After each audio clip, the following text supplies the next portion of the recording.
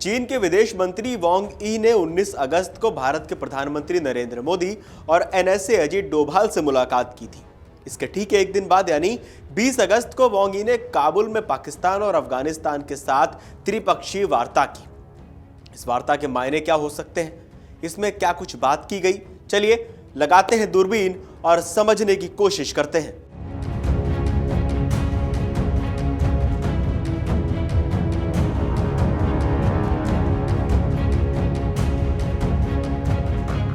बीस अगस्त 2025 को अफगानिस्तान की राजधानी काबुल में एक त्रिपक्षीय बैठक की गई, जिसमें चीन के विदेश मंत्री वांग यी, पाकिस्तान के विदेश मंत्री और उप प्रधानमंत्री इशाक डार और अफगानिस्तान के कार्यवाहक विदेश मंत्री आमिर खान मुक्तकी ने भाग लिया।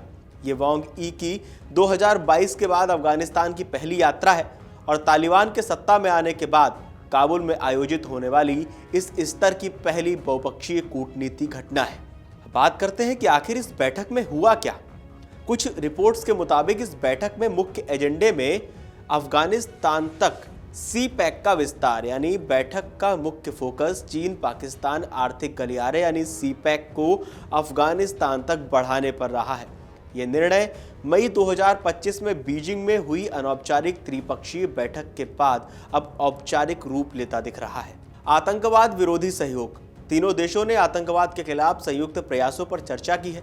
विशेषकर तहरीक तालिबान पाकिस्तान यानी टीटीपी जैसे समूहों के खिलाफ कार्रवाई पर, क्षेत्रीय व्यापार और संपर्क पर भी चर्चा हुई। बैठक में क्षेत्रीय व्यापार को बढ़ावा देने, बुनियादी ढांचे के विकास और तीनों देशों के बीच आर्थिक सहयोग बढ़ाने पर विस्तृत चर्चा की गई। सिर्फ इतना ही नहीं, द्विपक्षीय बैठकें भी हुई। चीन अफगानिस्तान के बीच वार्ता, यानी उसमें पाकिस्तान के नेता नहीं थे। वांग यी और आमिर खान मुक्तकी के बीच द्विपक्षीय बैठक हुई। इसमें द्विपक्षीय व्यापार जो $1 बिलियन तक पहुंच गया है, परिवहन, बैंकिंग और व्यापार संतुलन के क्षेत्र में सहयोग को लेकर बात की गई। बेल्ट एंड रोड इनिशिएटिव यानी BRI के तहत अफगानिस्तान की भागीदारी। वहीं मुक्तकी ने वादा किया कि अफगानिस्तान की जगहों का कभी भी अपने पड़ोसियों के खिलाफ इस्तेमाल नहीं किया जाएगा। उधर वांग यी काबुल से 21 अगस्त को पाकिस्तान पहुंचेंगे, जहां उनकी 3 दिवसीय यात्रा है। शंघाई सहयोग संगठन की तैयारी, रिपोर्ट्स के मुताबिक वांग यी की पाकिस्तान यात्रा के दौरान प्रधानमंत्री शहबाज शरीफ की आगामी चीन यात्रा का एजेंडा तय भी हो सकता है, जहां वे अगस्त के अंत में शंघाई सहयोग संगठन यानी SCO शिखर सम्मेलन में भाग लेंगे। रिपोर्ट्स के मुताबिक भारत के लिए क्या रणनीतिक प्रभाव हो सकते हैं इस बैठक के, इस त्रिपक्षीय वार्ता के। भारत जो कि सी पैक का कड़ा विरोध करता है, क्योंकि वो पाकिस्तान अधिकृत कश्मीर यानी POK से होकर गुजरता है। भारत चीन की belt and road initiative BRI का भी विरोध करता है। वहीं कुछ रिपोर्ट्स के मुताबिक चीन अपने विदेश मंत्री के माध्यम से एक संतुलित दृष्टिकोण अपना रहा है।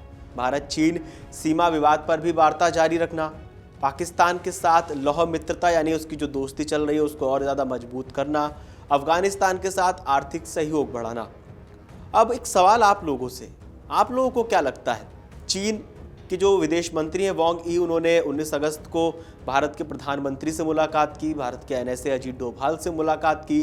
अब फिर अफगानिस्तान की राजधानी काबुल में उन्होंने एक त्रिपक्षीय वार्ता की, जिसमें चीन की तरफ से विदेश मंत्री वांग यी, अफगानिस्तान के नेता और पाकिस्तान की तरफ से इशाक डार शामिल थे।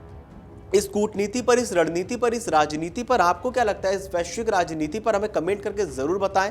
और देश और दुनिया की तमाम बड़ी खबरें जानने के लिए देखते रहिए अमर उजाला।